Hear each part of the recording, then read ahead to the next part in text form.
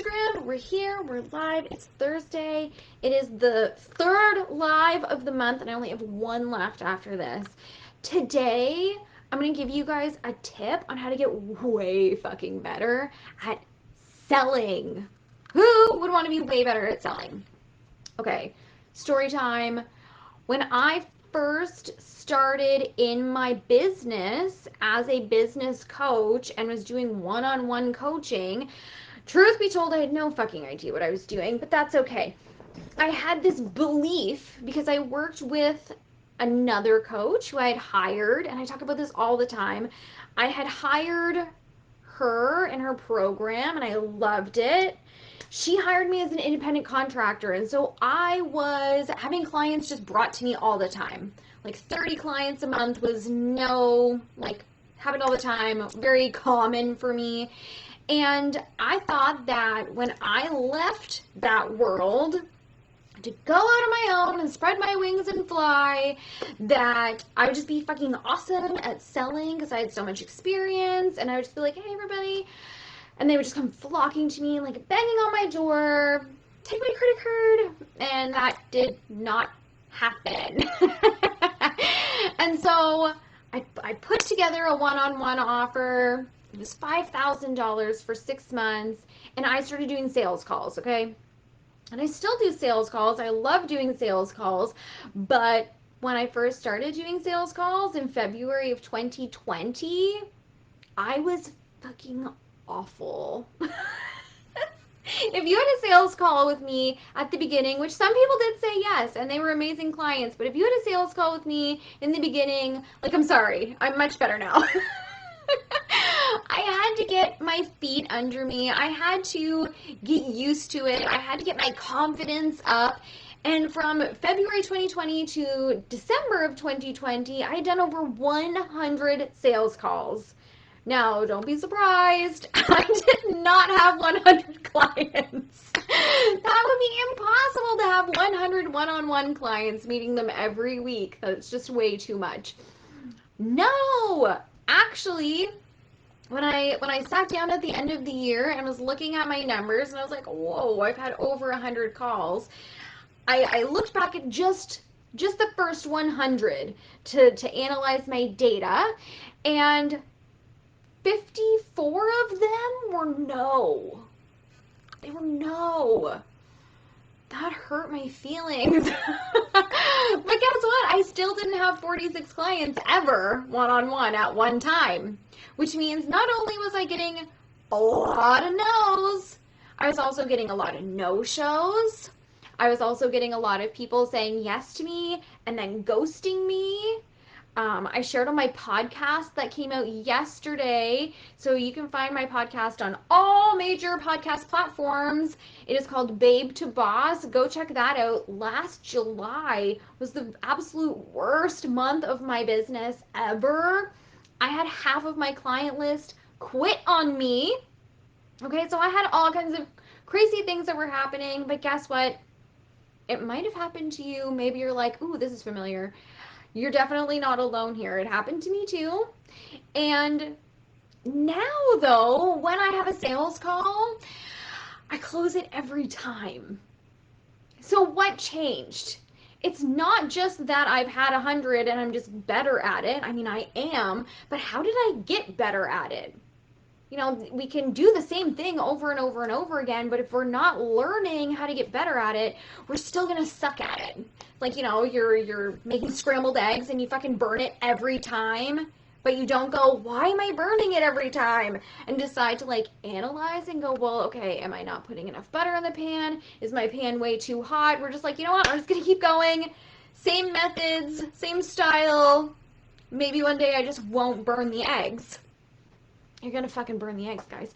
So we have to evaluate and learn how to get better, right? And it's not one of those things that you just get better with practice if you're not analyzing. As with everything, we have to look and go, why did I mess this up? Why did I, fall off my bike 100 times? Well, I'm not going fast enough. I'm not pedaling hard enough. I'm not looking where I'm going. I'm not paying attention to the handlebars. I love analogies. I've got a lot of analogies.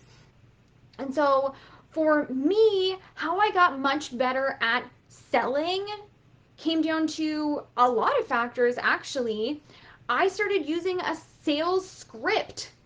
Now, it wasn't something that I just like sat there and read like an awkward dork, but I had a list of questions that I would ask on every call so that I knew, I needed to know a certain questions to be answered by my person that I was talking to, my potential client. There's information that I need to have in order to let them know if I can help them or not, if we're going to be a good fit to work together, or if I should refer them to one of my very amazing colleagues in other fields or in the same field that would just be a better fit, right?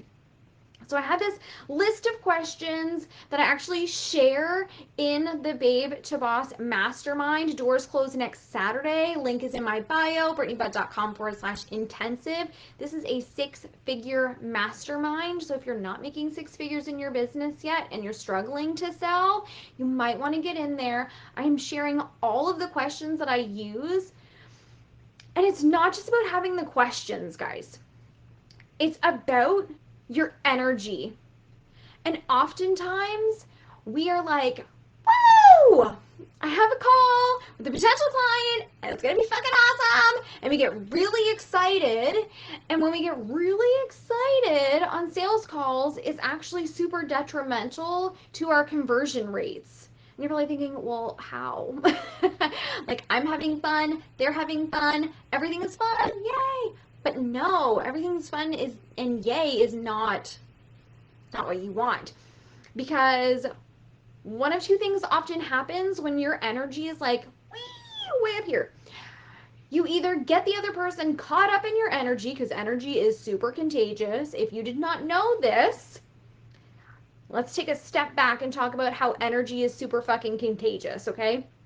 Pretend that you are walking into a funeral home. Yeah. Automatically you're like, oh, okay. Like, you can feel the energy in the funeral home. And guess what? It's not high vibe. People are not excited and jumping for joy. It's sad. Everyone's a little bit sad, or a lot sad. Like, the whole room is just darkness, right? It doesn't feel good at all. It feels terrible.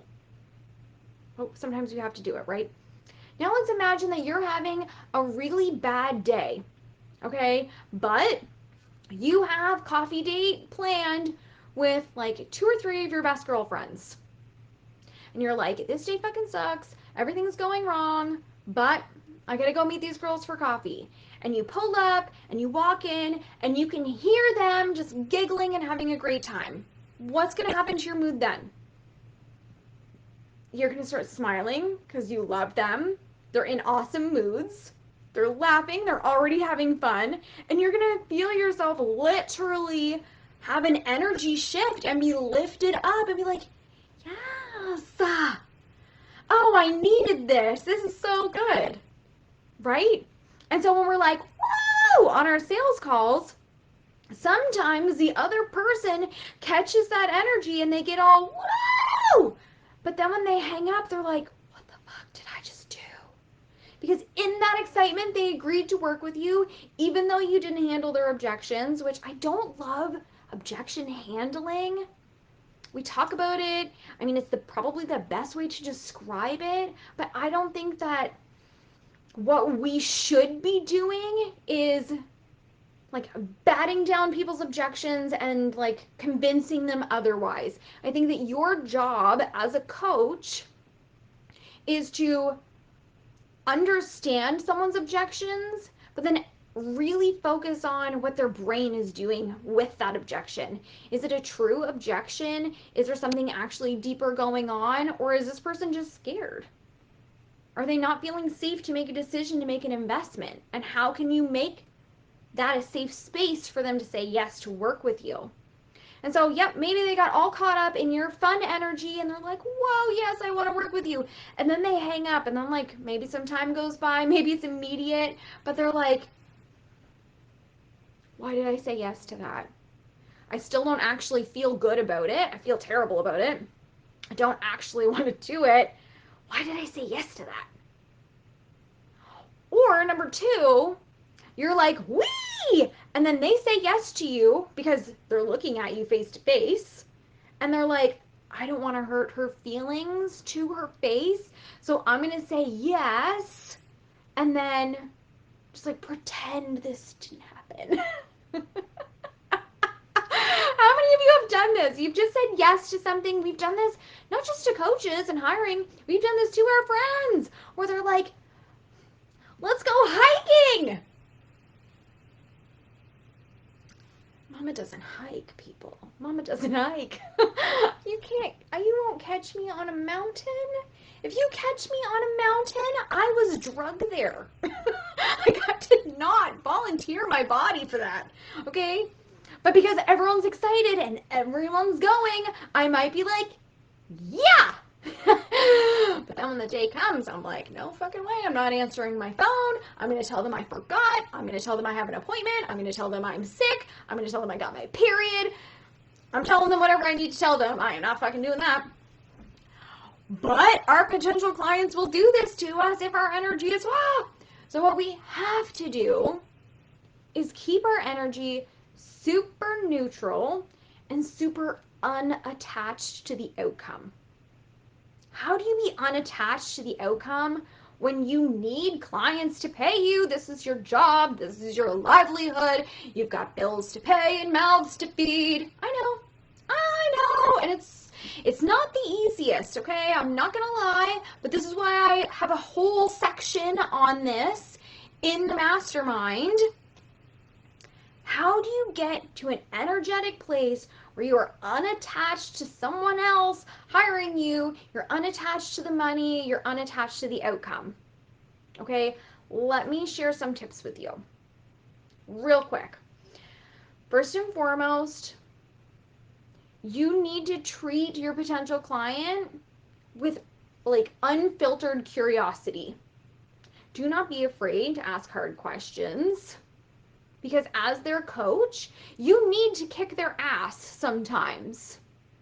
Not in a mean way.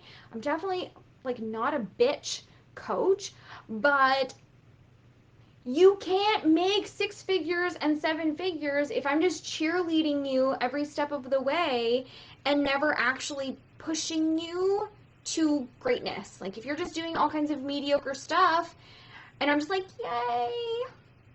It's like that meme of Kris Kardashian, and she's like got her very old camera, and she's like, oh, Kim, you're doing so good, sweetie. Like, it's not that. We can't have that because we can't make a bunch of money doing that. We need to have someone who's going to push us a little bit, who's going to push us outside of our comfort zone, who's going to take us to that next level. And so whenever you're on a call with a potential client, pretend that this person is your best friend. This person is your best friend. And she is deciding if she's going to get bangs. Or she's deciding if she's going to get a new baby. Or a divorce. You don't give a shit if she gets bangs. You could care less if she has another baby. You do not care if she decides to get a divorce. But as her best friend, you are going to sit there and ask her really hard questions. Why would she get bangs? What made you want to get bangs? How are you going to style your bangs? What if you want to grow your bangs out? You want to have a baby? What does that look like? What does your husband think? Can you afford another baby? Where are you going to put another baby? What are you going to do about your job? You don't care. It's not your baby. It's not your bangs. It's not your divorce or whatever. You just want your friend to make a decision that they're really happy with. And so you as a coach on a sales call, you just want that potential client to make a decision that they're happy with. Yes or no. It's not about forcing someone to say yes to you. It's about helping someone to say yes or no safely and be happy with it. Okay? Lastly, when we're really attached to the money, it's really fucking problematic. When you're super attached to someone else paying you, you are giving someone else all of your power. You're saying, I can't control my income. I can't control what's going on in my finances. And it's up to you to fix it for me. And people can feel that. And they're like, no, thank you.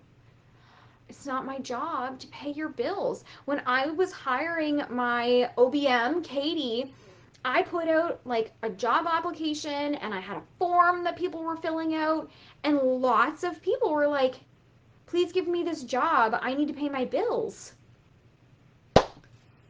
Okay, I'm not hiring you for that. I'm not hiring you as a favor to you so that you can pay your bills. I'm hiring you as a favor to me so that I have less work to do. And because they put that pressure immediately on me without ever having talked to me before, all this pressure was now on me to make sure their bills were paid. That's not fucking fair. And you can't do that to your potential clients. Please pay me. I have bills to pay. No, I don't want that pressure. What the fuck? So when you need someone to pay you, I'm going to task you with looking at your finances, looking at how much money you actually need to survive. Ask yourself, where can I cut back? I'm not saying you have to cut back. But if you can look and go, you know what, I don't have to get a coffee every day. I don't have to get my nails done every 2 weeks. I don't have to get my hair done every 6 weeks. I don't have to have, you know, all of this data on my cell phone plan. I could cut that back. Maybe we could get rid of TV for a little while and just stream. There are all kinds of things that you could do. You don't have to. But if you give your brain the opportunity to explore what you could do, it starts to take that pressure off. It starts to give you the ability to breathe again. But also look around other places that you could make money. Yeah, it's awesome. You want to get coaching clients. Great. What else can you do? In the interim, some of you guys know I used to sell pictures of my feet. My coach used to be a VA. There are all kinds of things. You don't have to sell pictures of your feet. You don't have to be a VA. VA is a great job. Selling pictures of your feet was a decent job too, honestly. But there are lots of things that you could be doing to supplement your income while you build your business. And when you have a list of things that you could do if you had to, you can breathe. And you can stop putting unnecessary pressure on strangers to hire you. And when you don't have that unnecessary pressure on strangers to hire you, you can come from a place of, I just want to help you, boo. I love you. I see potential in you. Let me be there for you. Right? It gets to be easy, but you have to let it. Okay? So I hope you guys super enjoyed this little training on selling better. And if you feel like you're struggling with selling in your business and you're chasing 6 figures, I have the answer in my mastermind. It is a 90-day intensive teaching you everything I know about creating a multiple 6-figure business. You're going to get an amazing workbook. You're going to get a super cute journal. You are going to get 24/7 access to me. You're going to get weekly coaching calls with all of the other people that have signed up and have been accepted. You are going to get a girl gang of fierce women, humans identifying as women, who want to win and want to see you win too. And I brought in a bunch of guest coaches and guest speakers, trainers, who are going to be coming in and teaching. I've got a style coach. I've got a business coach for moms. I have a life coach. I have a digital business manager for high-level women. I've got my OBM Katie is coming and doing a training on the biggest branding mistakes you are making, and she's going to be doing social media audits. I have, who else is there? Ooh, I have Jade Geary. She's a course creator, and she's going to be talking about the biggest mistakes you're making when it comes to a course and how to know when you should have a course, which is so great because as you get to 6 figures and you start that scaling model, Usually a course or a program is part of that. So you can serve many and make a lot of money doing it. So doors close next Saturday, but that does not mean that you should wait until next Saturday to apply. Apply right now and get your spot early. BrittanyBudd.com/intensive. You do not want to miss this mastermind. It is absolutely life-changing. You'll thank me, you'll love it, I'll say you're welcome, and it'll be great. All right, friends, I will see you all next week for the final training of the month called CEO Shit, which is all about mindset. I hope you have an amazing week. Mwah!